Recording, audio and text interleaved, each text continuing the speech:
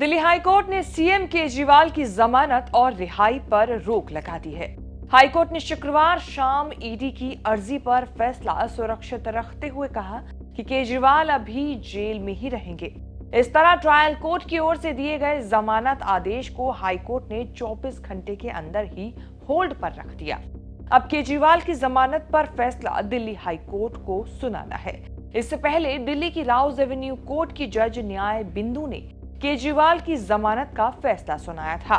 21 जून को इस जमानत के आदेश की डिटेल सामने आई। इस आदेश की खूब चर्चा हुई और चर्चा हुई जज न्याय बिंदु की भी। क्या है पूरा मामला, बताएंगे सब इस रिपोर्ट में। नमस्कार, मैं हूं कीर्ति और आप देख रहे हैं न्यूज तक।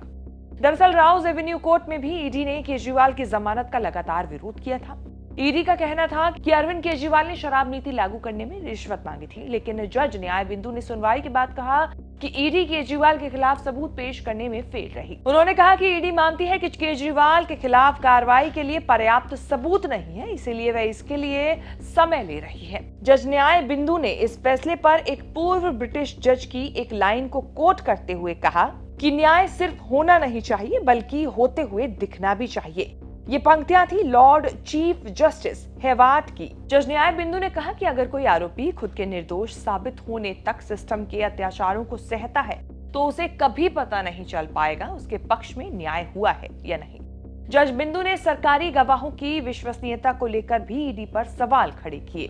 दरअसल ईडी ने दलील दी थी कि जांच एक कला है और कभी कभी आरोपियों को जमानत का लॉलीपॉप देकर माफ किया जाता है ताकि वो अपराध के पीछे की कहानी बता सके। इस पर जवाब देते हुए न्याय बिंदु ने कहा कि कोर्ट को इस दलील पर विचार करने के लिए रुकना पड़ रहा है जो तर्कसंगत नहीं है कि जांच एक कला है, क्योंकि अगर ये ऐसा है तो किसी भी व्यक्ति के खिलाफ इस कलाकारी के जरिए सबूत जोड़े या घटाए जा सकते हैं। इसीलिए कोर्ट को जांच एजेंसी के खिलाफ ये निष्कर्ष निकालना पड़ रहा है कि वो बिना पक्षपात के काम नहीं कर रही है। इसीलिए जज बिंदु ने कहा कि ईडी को निष्पक्ष होना चाहिए ताकि ये पता चल सके कि जांच एजेंसी न्याय के प्राकृतिक सिद्धांत पर काम कर रही है।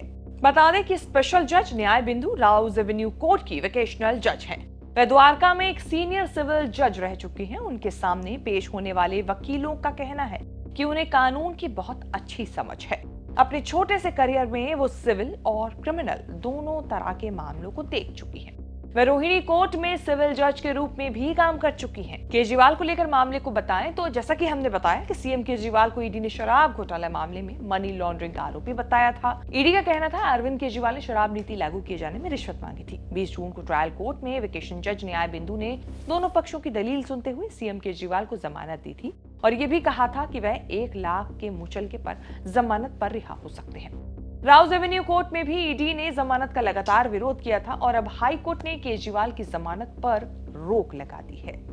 हाई कोर्ट में मामला जाते ही कोर्ट ने सबसे पहले केजरीवाल की जमानत पर स्टे लगा दिया और फिर दिन भर जो बहस चली उसके आधार पर शाम को भी स्टे ऑर्डर बरकरार रखा और फैसला सुरक्षित रख लिया।